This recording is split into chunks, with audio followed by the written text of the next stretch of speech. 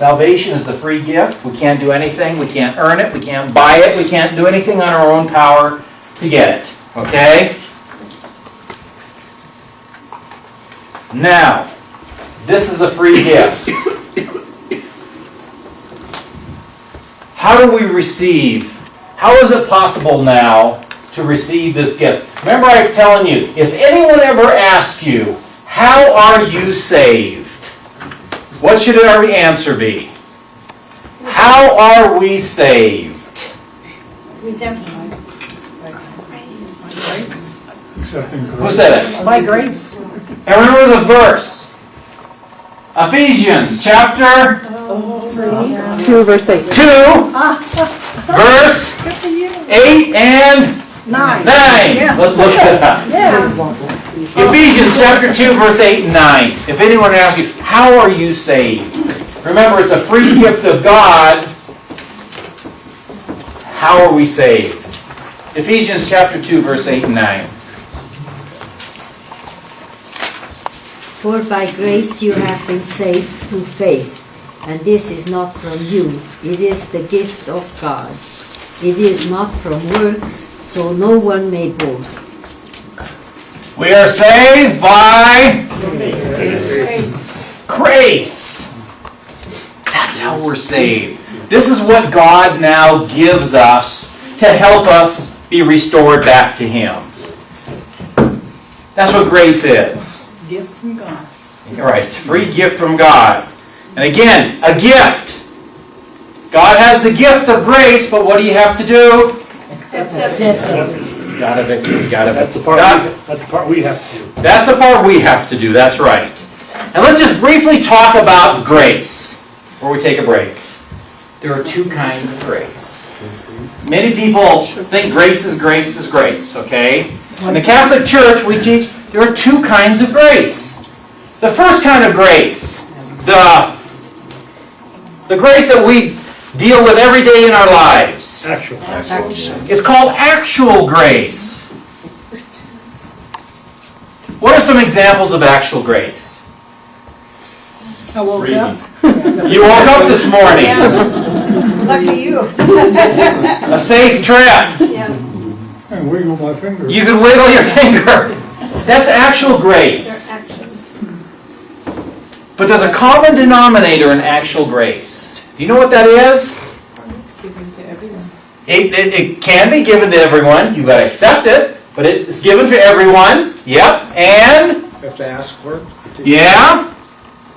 Used up. It's used up. That's right.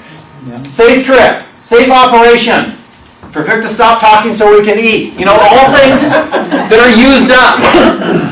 Actual grace. We wake up in the morning, okay? Now there's a second type of a grace. And this is the grace that Christ now has given to us by His redemption. And I'm leading into the sacraments. What type of grace is that? Sanctifying grace. And I like to explain, I remember I explained this in RCIA classes, it's the intense grace. You know, regular grace is the sun sending its rays on the earth, and you can accept those rays. Sanctifying grace is like holding a magnifying glass in the sun. And you know what that does to the sun, right? How many guys have done it with poor little ants, you know? It intensifies it. Sanctifying grace is the intense grace. It's the grace that intimately allows us to come in relationship with God.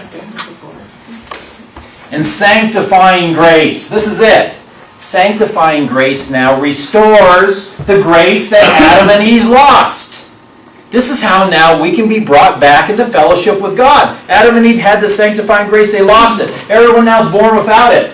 The only way to get back in relationship with God now is to receive now the sanctifying grace. And how did the sanctifying grace now come into existence? By Christ and His redemption. Now He's allowing sanctifying grace to come in. Back into the human race. And I'll just leave you with one little thing before we take our break. Sometimes people say, you crazy Catholics, you believe in this grace, the sanctifying grace. I'm going there, and I watched Jeannie get baptized, and I watched Darlene receive the gift of the Holy Spirit, and I didn't see anything. Therefore, it couldn't have happened. Okay? I like to give this a little analogy. How many of us like to go to the dentist? No. You might have heard me say this before. Every year when I go in there for my checkup, they take x-rays. Did I tell you this story? No. I sit in that chair, and you can picture this, okay? You sit in the chair, right? And usually the dental assistant comes in, and she has this little white thing, all right? You know what I'm talking about? It has a thing. It looks kind of like, I don't know, it kind of looks like this or something. And they put your teeth, and they say, bite down. And you bite down on a thing. Then they put this thing next to you, right? This cone thing. They put it right next to your cheek, right? And I swear, every time I sit there, this time I'm going to feel it. So I'm sitting there, she walks out of the room, and I hear it, bzzz. I didn't feel anything. Son of a gun. So she does it again. And she goes all around my mouth. Every time I'm going to feel this thing, bzzz. Nothing. I never feel a thing. But you know what? About 15 minutes later, the dentist walks in with these x-rays. Just because I didn't feel something, does it mean something didn't happen? No, something really did happen. The same thing with grace. Just because you can't feel it doesn't mean it's not happening. Okay? And now you're going to have an answer to a prayer. Grace is actually going to happen. I'm going to stop talking and we're going to have a break. Actual grace. Okay. Sacraments. Let me throw another definition out at you of a sacrament.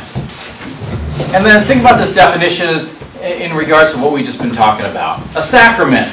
It's a visible and tangible sign through which God approaches us, enters our lives, and draws us closer to Himself through grace. A little different explanation of a sacrament. That's how we found it. Oh, okay. You An sure? outward sign instituted Okay, by Christ to give she's the grace. younger person in the group here. Some of us old timers. I am like 64. Remember something called the Baltimore Catechism? Well, this is before Baltimore was even a That's one definition, maybe a little more modern definition, but it contains all the components. Remember the old Baltimore Catechism? There's a sequence of terms that is used to define a sacrament. And remember what they are? Outward sign instituted by Christ to give grace. That's what I said. That's the Baltimore Catechism, and I think that's a great definition. Look at it. An outward sign. What's an outward sign? Visible. Oil, water, wine, bread.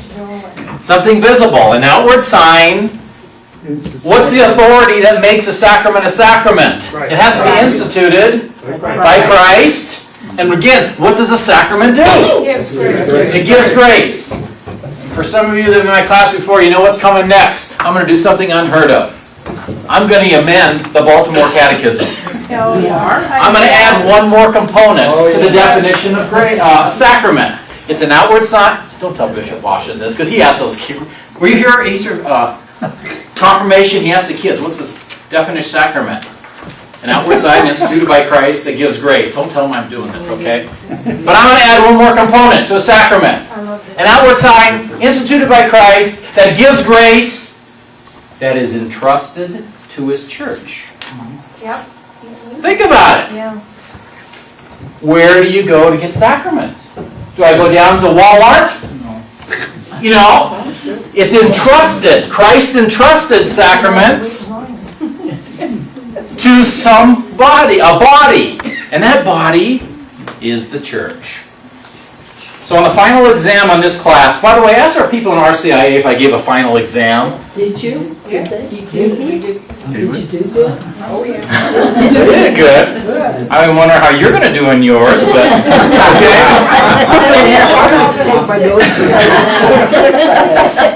I've been known to do this. Yeah, but I've been known to say, well, your interpretation of my answer is not according to the Bible. Yeah. And I'll say I have the authority. And this is my authority. You haven't seen my 9 iron yet. Okay.